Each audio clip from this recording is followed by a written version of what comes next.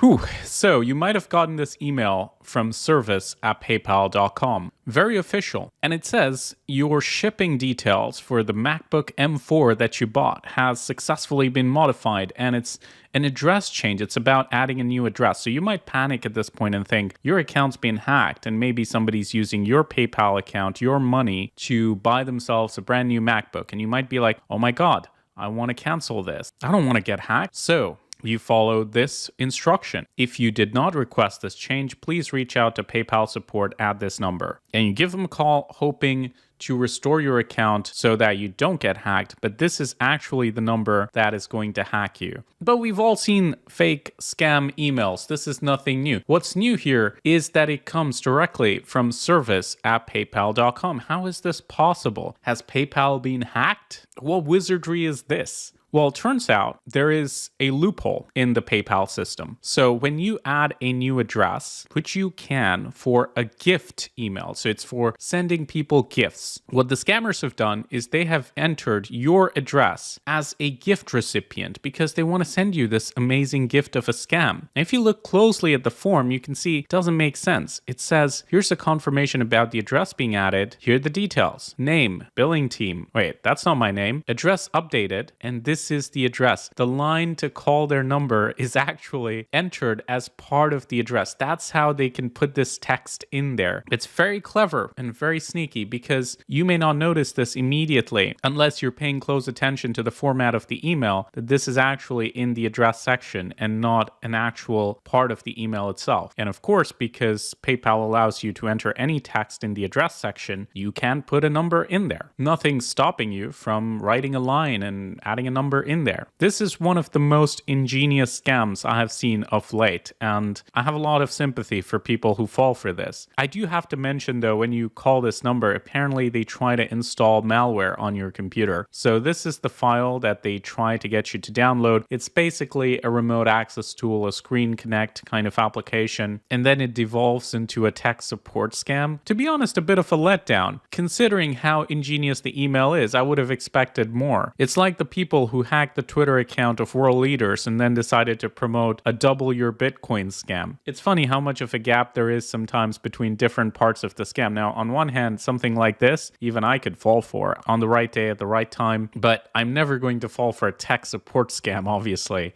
That's a bit silly. But the reason we talk about these things on the channel is because you never know when somebody else might use the same loophole to promote something that's super convincing. Maybe they have a really good domain that looks like PayPal with some hidden characters, and they ask you to change your address there, and they get your login credentials that way. It's important to know about this loophole. So if you receive any emails about PayPal or Amazon, or basically any notification about one of your accounts, pay close attention to the format of the email. Keep in mind, even if the email comes from the official source, there are sections like the address section where anybody can basically type anything. So even a legitimate service email like this can be hijacked by an attacker and just use social engineering to insert text to get you to do something that you shouldn't. And this is a great example of hackers or scammers basically using cybersecurity advice that people like us give out to reverse engineer the mindset of the victim. So a lot of people will advise you, look at the email address. Look at the address the email's coming from. If it's not the official email, it's a scam. If it's the official email, then it's good. And so I suspect a lot of you, whenever you receive an email like this, the first thing you do is like mentally just check the address. Oh, it's from service@paypal.com. So this is a real email. Let me do what it says. And boom, now you're hacked and you curse the person who gave you that advice because it didn't work in this occasion. So it's important to realize how much of an evolving space cybersecurity is. There is no one advice that fits every single occasion, every single spam, scam, or cyber attack or hacking attempt. It requires you to be adaptive and pay attention. Kind of like driving. You never know what's going to happen. You always have to be ready for any eventuality, and the one time you're not, something is going to go wrong. Interestingly, there are a lot of other methods by which an email can be spoofed. And Bleeping Computer, they did the research into this whole thing, and they looked at the email security checks, DKIM, and it passed all of that. So this was an official PayPal email. So no security solution or email security provider would have been able to prevent this attack. because it doesn't rely on any technical aspect. It's just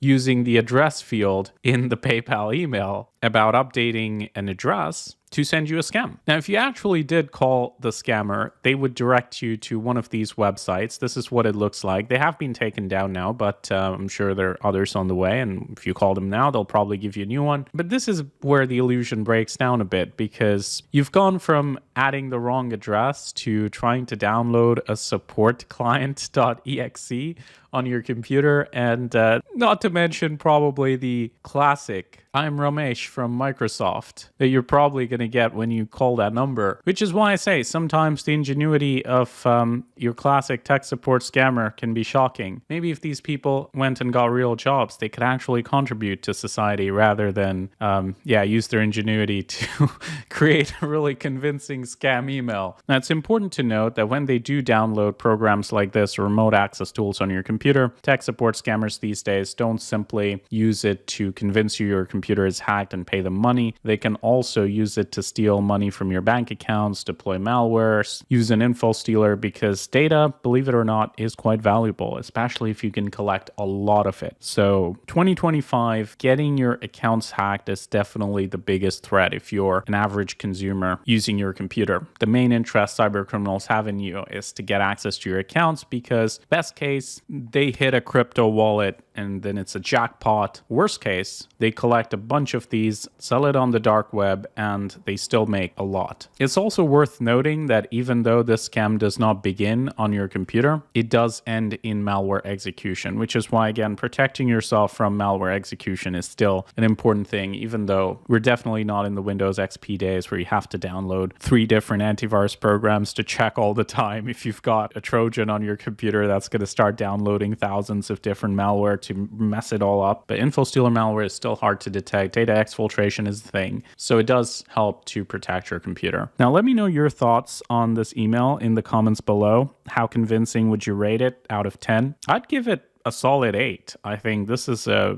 really convincing email. The only part where it falls apart is when you actually call the number. Do let me know if you or your company or anybody you know has received anything like this. I'd love to know who they're targeting, and do like and share this video if you enjoyed it, you found it helpful, you like us covering this sort of stuff, and protect yourself. Share it with your friends and family who might be vulnerable to things like this and help them stay secure. Now, speaking of staying secure, today's sponsor is ThreatLocker, an interesting zero trust solution. Now, we did a full test of this, which you can watch using link in description. That was a totally independent test, but they also wanted to sponsor some of our educational videos just to show you how it all works. So they have this system called ring fencing, which prevents malware from doing certain actions on your system. So for example, your PDF reader can't reach out to the internet, or a ransomware application can't access your documents. It's all based on access control and restrictions. It works based on whitelisting, only allowing trusted applications to execute, and it comes with its own online console where you can analyze any suspicious behaviors or look at new files that you might want to allow to execute or do something sketchy. It's a really interesting solution for enterprises that want to control what's being executed on their endpoints. And like I said, we've done extensive testing on it in the last year, so if you want to watch that, you can check it out. So show them some love for supporting our content and just check out their platform using link in description.